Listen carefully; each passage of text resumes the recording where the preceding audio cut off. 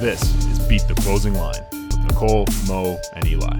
Hey everyone, welcome back to Beat the Closing Line. I am your host, Nicole Russo, alongside NFL analyst for TheLines.com, Eli Hershkovich, and Mo Nuwwarah. As always, every Tuesday, we are taking a look at opening NFL lines and discussing how we think those lines are going to change as we inch closer and closer to game time. Before we break down today's slate of games, remember to give this video a thumbs up, ring the bell, and subscribe to our YouTube channel so you know every time we post a new video. And if you are listening to this as a podcast, make sure to leave us a 5-star review, subscribe to the Beat the Closing Line podcast, and you will have a chance to win a $25 Amazon gift card. Our guys are doing pretty well. They are 14-6-1 with their against the spread picks on the podcast through the past 5 weeks. Eli, why don't you break down how your week 5 bets went? Yeah, so for me. It's been a good season so far, 20-9 against the spread with some live bets included in there. But 4-3 in week 5. Giants first half didn't hit for me. Giants second half did. They beat the Packers outright, obviously. Browns +3. One is they lost by 2 against the Chargers at home. Commanders, which we'll get to later in our WTF segment, did not hit. Carson Wentz did not perform well. I was about to say something else, but I decided to keep it clean. And then Cardinals second half against the Eagles came through. Ravens won outright, but did not cover the field goal spread as a 3-point favorite. And then Raiders almost beat the Chiefs outright last night, but at least covered as touchdown dogs plus the hook. So week still came out net positive and looking to have a good week 6 here with Mo. Mo, how did week 5 treat you? Probably about the same. I think I lost more bets than I won, but I did have some large winners. I think I was pretty big on Baker Mayfield passing over, and then I smashed a couple of look aheads when I wrote the article a couple weeks ago. I took 49ers -3, and I got Vikings -6.5. So I actually won Vikings when everyone else either probably pushed or did not cover. Lost a lot on the Colts Broncos game though. That was very painful. And Mo is feeling under the weather today, so thank you very much for powering through and being here with us today. We're going to keep it quick so that Mo can get back to drinking his tea and taking his Dayquil and getting some sleep. But all right, let's take it into, there it is. Let's take it into the first game of the week, and that is going to be the Bengals on the road taking on the New Orleans Saints. Now, the Saints secured their second victory last weekend against the Seahawks and finally had the return of star running back Alvin Kamara, who had 29 touches for 194 yards. Now, on the other side, the Bengals are coming off of a loss by a field goal for the third time this season as they lost 19-17 to the Ravens. That being said, the Saints are still home underdogs here. Eli, why do you like New Orleans at +2? Yeah, haven't bet this yet. I'm going to see if this gets to 2.5, especially with the injuries that I'll get to in a second. I think the market's already come in on Cincinnati. The line opened at, the look-at line was Bengals -1, now up to 2, like you said, and might get even higher. But you look at Cincy overall in the grand scheme of things, and you go back to the Super Bowl run last year. I know you mentioned that the Bengals have had some negative luck in terms of one-score games. But you look at that run to the Super Bowl last year against the Rams and losing by 3, even though they outgained the LA Rams in the Super Bowl in terms of yards per play. They lost yards per play in their first 3 playoff games, and they were the first team ever in the Super Bowl era to do that. So maybe some one-score luck is going against them here to begin the season, and I get it. This Saints secondary is banged up. Lattimore and Marcus may not play. Saints are also banged up at receiver with Olave and Jarvis Landry. It seems like Michael Thomas is going to be back this week with his injury that's kept him out of the last couple games. But we'll get to the defensive side of the ball in a second. Bengals are slightly above average against the run this season. So if you look at Cincinnati's overall performance through 5 games, you'll say, okay, how is the Saints offense that utilizes the 11th highest rushing percentage, so they run the ball a fair amount, how are they going to have success against Cincinnati? But then you look at who the Bengals have played so far, and when they've played teams that have a competent rushing attack, like Baltimore with that zone rushing scheme, and the Cowboys in week 2, especially with both of those opponents having a positive game script throughout, they struggled, and they allowed the 7th highest rushing EPA, expected points added, per rush attempt last week in Baltimore. So again, Bengals can be had on the ground, and this is a read option run offense that the Saints utilized with Dalton and Taysom Hill, Alvin Kamara, and even probably a little bit more efficient without Jameis Winston just because of the back injury, and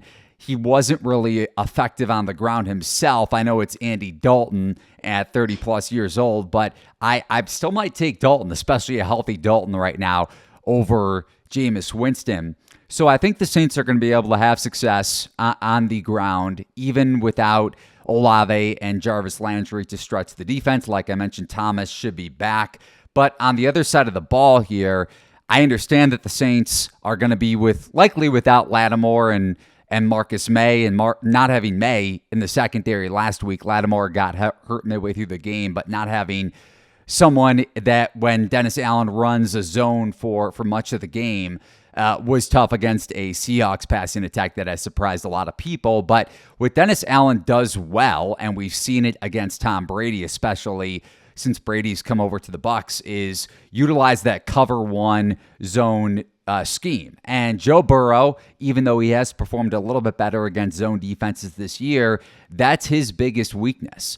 So I get it. The Saints might be a little bit depleted in the back 7, but I do think Allen's cover 1 scheme, if he decides to go about it the way he's gone about facing Tom Brady throughout his tenure in the NFC South, I think the Saints are going to be able to limit a Bengals passing attack that is very explosive with Jamar Chase, even though Higgins has been banged up. So for those reasons, hopefully the Saints are a little bit healthier in the secondary for my liking, or for my bet that I haven't placed yet. But I'm going to be on Saints for the most part, as long as Thomas is in at a wide receiver. I'm going to be on the Saints against the spread, just hoping for a better number.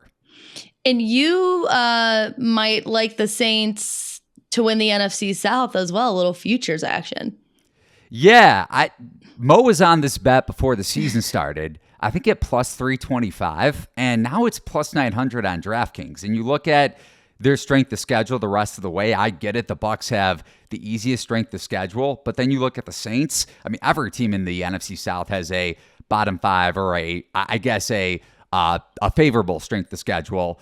The Bucs have the 49ers and Ravens left. The Saints have the Eagles on their schedule too, so the Bucs don't have that opponent, and obviously one of the best teams in the NFL so far left on their docket. But I think the Saints are a little bit undervalued, especially at DraftKings, considering that both teams' schedule the rest of the way pretty much lines up.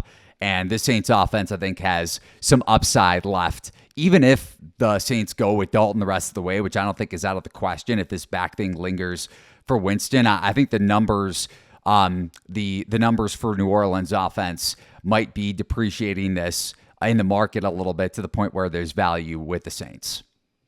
And Mo, you're leaning Saints here as well, correct? Yeah, let's just first say I, for one, am shocked that the universe is lining up for Tom Brady with another easy schedule. I would have never guessed that would ever happen. Yeah, I do lean towards the Saints. Probably too many concerns for me to fire here, though. Those injuries are definitely concerning. I mean, they're just such important players, especially when it comes to the Bengals, although they run the ball way too often, so who knows? Yeah, I guess I mean, the Saints offense is doing some good things. The problem is when you look at basically who they've been playing, Seahawks, Vikings, they had really big games against both of those teams. Both of those defenses are awful. The Bengals D is quite a bit better. Yeah, Vikings and Seahawks are both bottom 5 by defense DVOA. Cincinnati's top 8 in EPA allowed and DVOA. So the advanced metrics are a fan of the Cincy defense. So we could definitely see like Andy Dalton blow up game here, I think. But that being said, they're not putting a ton on his shoulders, so I do like the way they're running their offense. Like Eli was saying, really leaning into Taysom Hill and Alvin Kamara, and it's working. I guess so. When Eli says that the Saints have some upside, I see it more on the other end, man. I don't know how this defense can be fourth worst in pressure rate. I'm basically just waiting for that to regress positively at some point. I just don't see how with the players they have, they're doing this poorly at getting pressure on the quarterback. Especially against this Bengals offensive line too. Yeah, like if this turns, then this is a great spot for it to turn for sure, because pressuring Joe Burrow has really, he's made a lot more mistakes than he has in the last couple seasons this year. So if they can do that, that's basically the big key here in this game, I think.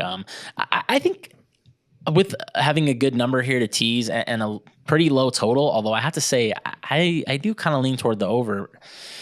Pretty low number for two pretty solid offenses in a dome, but given the total and the fact that this is a good teaser number, I could see myself having some Saints teasers here this week, more so than like just betting on the Saints. All right, it's time to take it into our second game of the day, and this one is going to be the Jags on the road in Indianapolis taking on the Colts. Now, Jacksonville is coming off of a pretty disappointing loss against the Texans, where really they performed better than Houston in every aspect of the game besides the scoreboard. The Colts squeezed out a win last week against the disappointing Broncos, and we'll get into some more analysis on all of that. But Mo, why do you like the Jags here at +2.5? Yeah, I think you just, I think you basically just said a big part of it for sure. It's just a good time to buy the Jags, I think, when they just lost to the Texans. I mean, people are looking at the Texans. Okay, they lost to the Texans, bottom 5 team, obviously. And that loss was like pretty much a fluke. I mean, they dominated the Texans. And even like coming off of 2 losses, the game before that, it's not a game I'm worried about. They faced a really tough Eagles team on the road in bad weather, and Trevor Lawrence fumbled 4 times. I mean, that's not something I'm worried about. That's not going to happen again. I know he played pretty poorly this week. The interception he threw that basically, I think was probably the biggest swing play in the game, interception in the end zone. It was as bad as it gets, but he's still a second-year quarterback. He's still learning, and he's mostly been good this year. So I do think this line is kind of insane. I mean, this is just going to harken back to basically what I was saying when they played the Titans. This line is telling me these teams are equal, and I don't think that's remotely reasonable. I think the Jags are clearly better than the Colts. The Colts have 2 basically fake wins that they shouldn't have gotten. Insane collapse by the Broncos last week, and then that ridiculous game against the Chiefs with special teams and that bailout penalty, and they got completely dominated in that game from the line of scrimmage. And I just look at this passing offense, and just week after week, it's just looking absolutely atrocious. I mean, Matt Ryan, 26th in EPA plus CPOE composite there. I just think he has not adjusted to the fact that he doesn't have an arm anymore. Like, he's still trying to float these balls outside the hash and throw off his back foot. Like, dude, you can't do that anymore.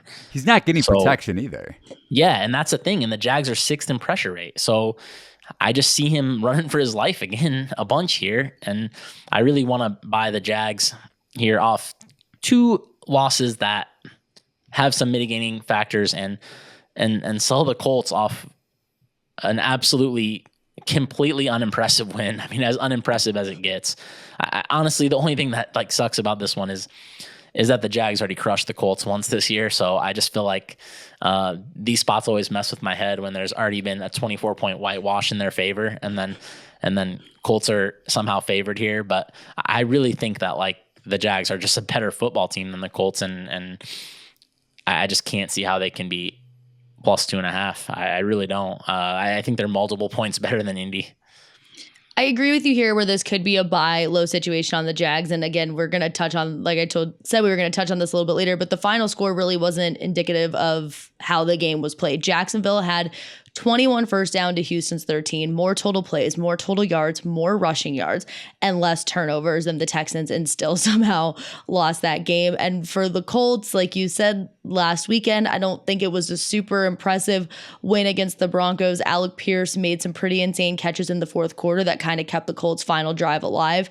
So I'm with you here. Buy low on the Jags. Eli, what are your thoughts on this game?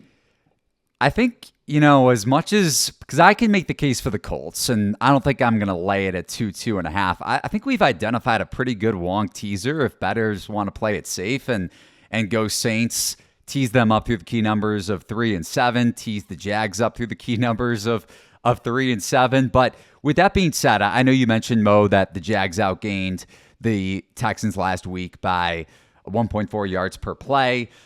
I still think the market might be overvaluing them a little bit, considering you go back to that Colts Week 2 game. I know the Jags blew them out, but Colts skill position players, Michael Pittman, Alec Pierce out, even though Matt Ryan has underperformed and then some this season. Chargers also, Justin Herbert was just coming off the rib injury against the Chiefs. So I do lean Colts in a revenge spot under a field goal with a much healthier offense, but probably a stay away here for me. Maybe a contest pick if I'm struggling with one or two, but I don't think I'm going to be betting this as a straight bet. Now we're going to get into our WTF segment. What the And my community is going to get a little bit of a break from this one. We're not going to talk about my neighborhood. We're going to talk about football for this WTF segment.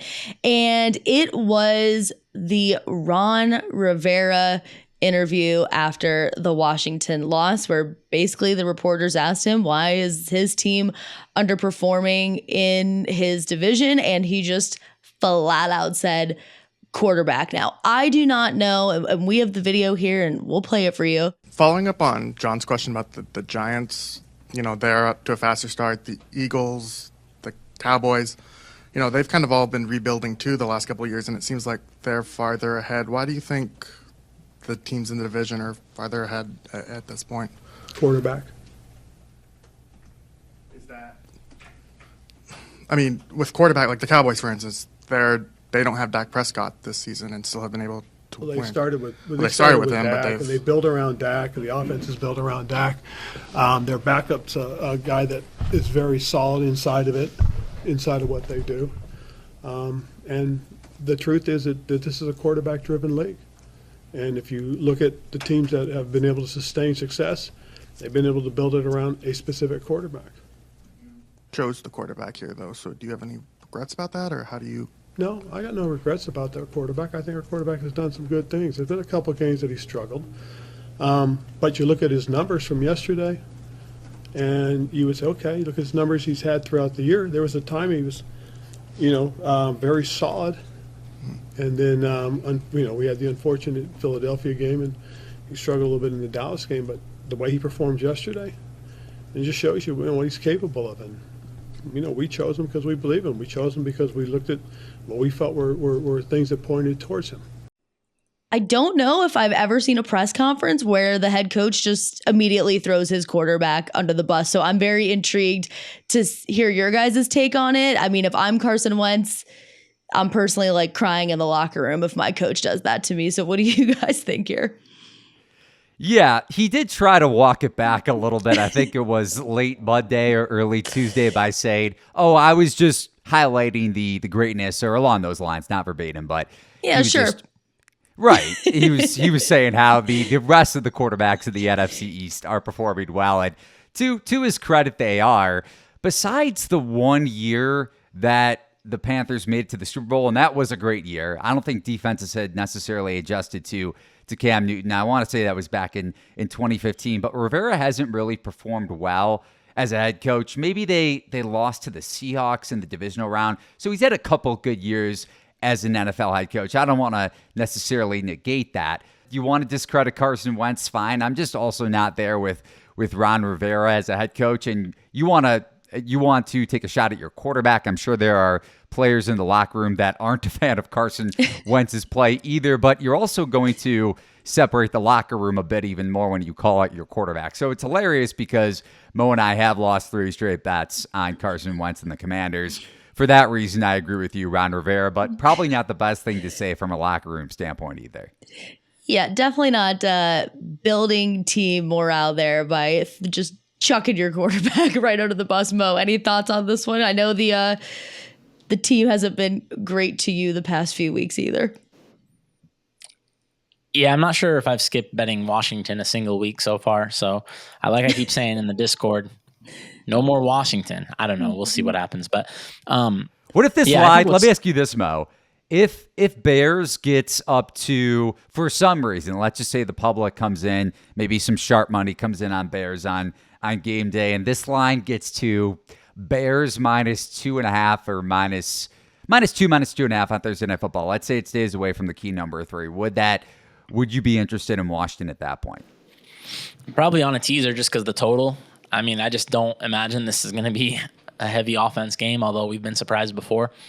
I think what's great about this Ron Rivera comments is who he's comparing him to. That's the real kick in the balls on this one. I mean, it's not like he's saying, "Oh man, Mahomes and Herbert, what can we do?"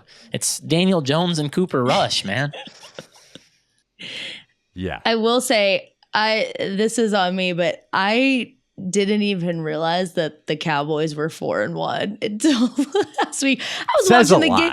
I was like, wait a second. I'm like, the Cowboys, well, now they're 4-1, but I was like, the Cowboys are 3-1, and obviously they won last week to be 4-1. So good for Cooper Rush. But yeah, that one shocked me. For some reason, I thought Dak was out. Like they had been struggling, but clearly not struggling as much as I had once anticipated. All right, we will take it into our third game of the day, and I believe, Mo, we are kicking it back to you.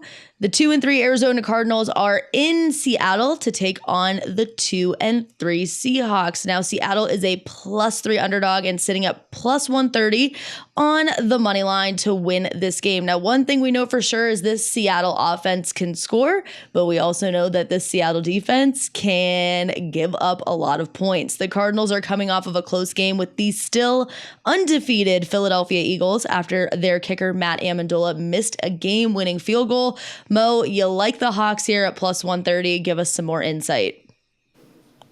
Yeah, game tying, but... Oh, sorry, game tying, yes. Let me just tell you, if you're relying on Matt Amendola to make a kick, your day is already done. Okay? That's what I'm saying, though. To Nicole's point, if Matt Amendola makes a field goal, you probably give him 4 points, not 3. So it should have been a game-winning field goal. That's probably fair. I mean, yeah, you got a grade on a curve when it comes to Matt Amendola, let me tell you. Chiefs grabbed him off the scrap heap and sent him right back to the scrap heap. Yeah, when I'm looking at this game, I'm honestly like pretty stunned the Seahawks are underdogs here. Definitely surprised that they're getting a key number. I mean, that seems bananas here. I will say, like you said, this Seahawks defense, I mean, the Lions might be the only one worse. These guys are atrocious, okay? They just made the Saints look like, the 99 Rams. But when I'm looking at two bad teams here, one team has a very good passing offense, and that's the Seahawks. And that's by far the most predictive thing. That's by far the most important thing. I mean, yeah, another loss for them, but man, it was not Geno's fault. Let me tell you, that guy's coming out and balling out every week. And I think at this point we have to at least buy in that he's a solid quarterback. I mean, his numbers are wild. He's right behind Mahomes and Allen in like the EPA numbers. Was Pete Carroll right about Russell Wilson? It's really starting to seem like it. Yeah, this trade could end up going down as an all-timer. I mean, really, it could.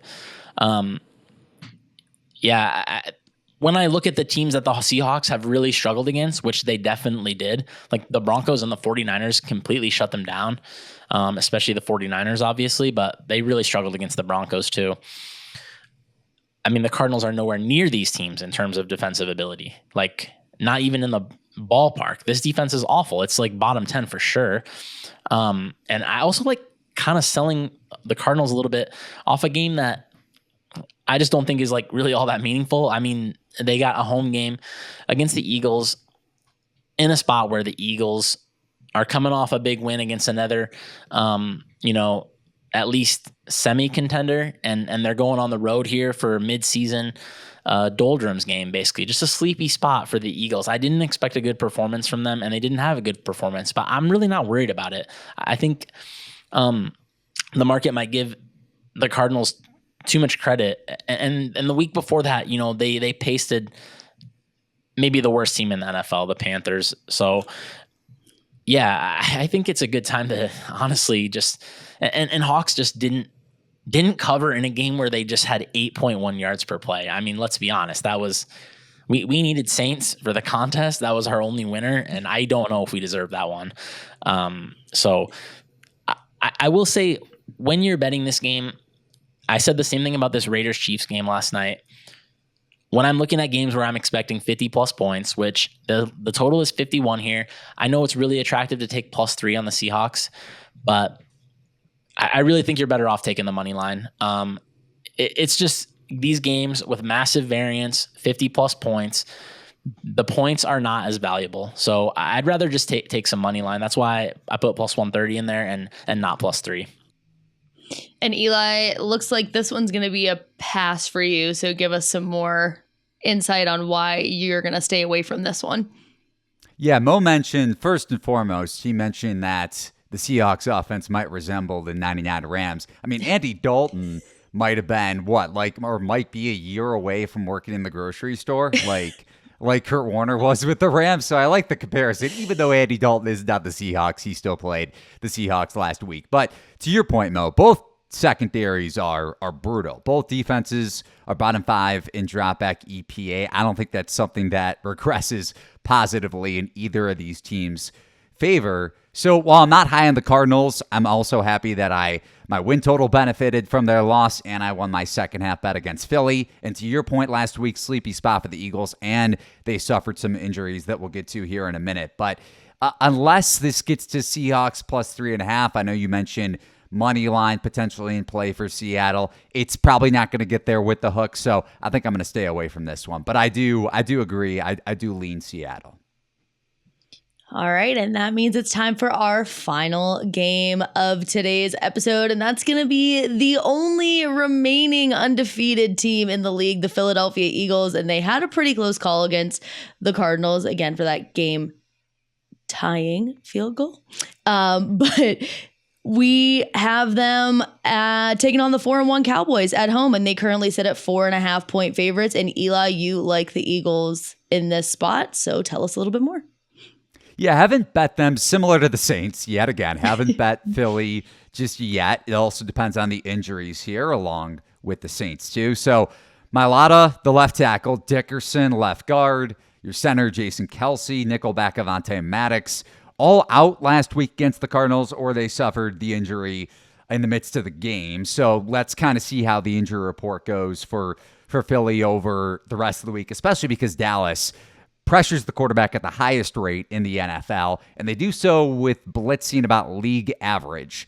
So, I mean, this defensive front with Micah Parsons, who seems like he's going to be Defensive Player of the Year, might even be in the mix for MVP if Dallas's offense is below average, league average with Dak Prescott coming back. You wouldn't expect that to be the case. But I digress. Back to this matchup here. Let's see how Philly's rest offensive. in peace, Patrick Mahomes and Josh Allen. Sorry for their families. Yes, exactly. You want to give an offensive player and quarterback the MVP, likely is going to be the case. I was just mentioning a long shot that our buddy Spreadopedia passed along on his podcast this week on VSiN. But going back to the box score last week for the Cowboys and their final score, they won by 12 against the Rams. But you look at some of the box score indicators that would suggest that the Rams either should have won outright or maybe could have covered some live numbers. Dallas was outgained in yards per play, 5.0 to 4.5. So not a huge margin, but still the Rams played better offensively. The Cowboys benefited from the block punt on the Rams' first possession, and also the sack, where you could have made the case after all the personal fouls that were called, after all the roughing the passers that shouldn't have been called on Grady Jarrett and then Chris Jones yesterday on Monday Night Football, as we're recording this on Tuesday. Micah Parsons probably got away with the most egregious roughing the passer that wasn't called against Matthew Stafford, driving Stafford into the ground on the forced fumble that gave the Cowboys the field goal on their second offensive possession in plus territory in week 5. And then you factor in the Tony Pollard explosive run for the touchdown. Besides that, the Cowboys didn't do much, so they benefited from 2 turnovers, which isn't indicative of long-term success. Yes, they had some turnover luck last season. Maybe it carries over again this year, like it seems to every year with the Steelers, with the exception of this season. Sorry to take a shot at your Steelers, Nicole, but then had to. But you look at quarterback play for the Cowboys as well. Cooper Rush with 4.0 yards per attempt this season. And you mentioned the metric, Mo, completion percentage over expected. We did with EPA, but Cooper Rush isn't even ahead of Carson Wentz, Russell Wilson. Both quarterbacks have flat out sucked for the most part this season, and Matt Ryan, who has also sucked besides his offensive line playing like crap so far this year. Doesn't look like it's going to get much better, even though the personnel is okay. So I don't think you can say that, yes, Cooper Rush has done his job for the Cowboys, but is that going to carry over against the Eagles this week? Now, the Eagles' biggest defensive liability is stopping the run, which is a concern against an explosive Cowboys rushing attack. I mentioned Tony Pollard and his ability to break off some chunk runs, and he did that against the Rams last week. But the one area that the Eagles should have an advantage in defensively is that Jonathan Gannon zone, because even though Cooper Rush has done yeoman's work against man-to-man when he's been called upon this year, he struggled big time against zone defenses, similar to Joe Burrow, and even more so in a small sample size because he hasn't played a ton of snaps over the course of his, 5 or 6 year career. So I think Jonathan Gannon is going to disguise some interesting zone coverages and mix things up against Cooper Rush, along with the fact that he's going to be under heavy pressure and the Eagles are going to load up in the box. And this Cowboys pass rush win rate, too, they have the lowest pass rush win rate across the NFL. So a lot of these factors don't play in favor of the Cowboys offensively, how well that Cowboys defense played last week. So I'm probably going to be on the Eagles here. I know if the injury report gets better, then the Eagles number might get jacked up a bit from 4.5, 5, but I still think under 6, if Philly has a favorable injury report, I'll probably play the Eagles in some form or fashion this week. And Mo, if I'm not mistaken, you are in agreement on this one as well. Yeah, complete agreement for sure. I had minus 6.5 here as fair, so I do think it's a good spot to buy the Eagles.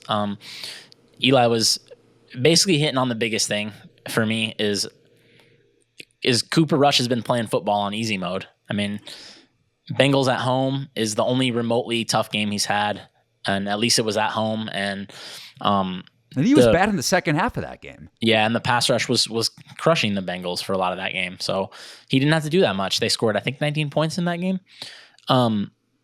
Yeah, at Giants, Washington at home, and then at Rams, he literally had to do nothing in that Rams game. I mean, they had 76 net passing yards. Once again, I mean, it's just multiple games where the pass rush is completely and utterly overwhelming the opposing offense. And Cooper Rush, all he has to do is just not torch the game, basically. But that's not going to happen against the Eagles. This is a very good team. They have a good offensive line when it's probably top 5 when they're healthy. I'm looking to fade the Cowboys when they're not facing a team that the pass rush can just basically single-handedly win the game. I mean, I think, like Eli said, just keep an eye on the status of Jordan Mailata and Jason Kelce. Those are the 2 big ones for sure. Kelce got banged up. Mailata was already out. I think he was inactive. As long as they can slow the pass rush, I really do think there's some Eagles roll scenarios here.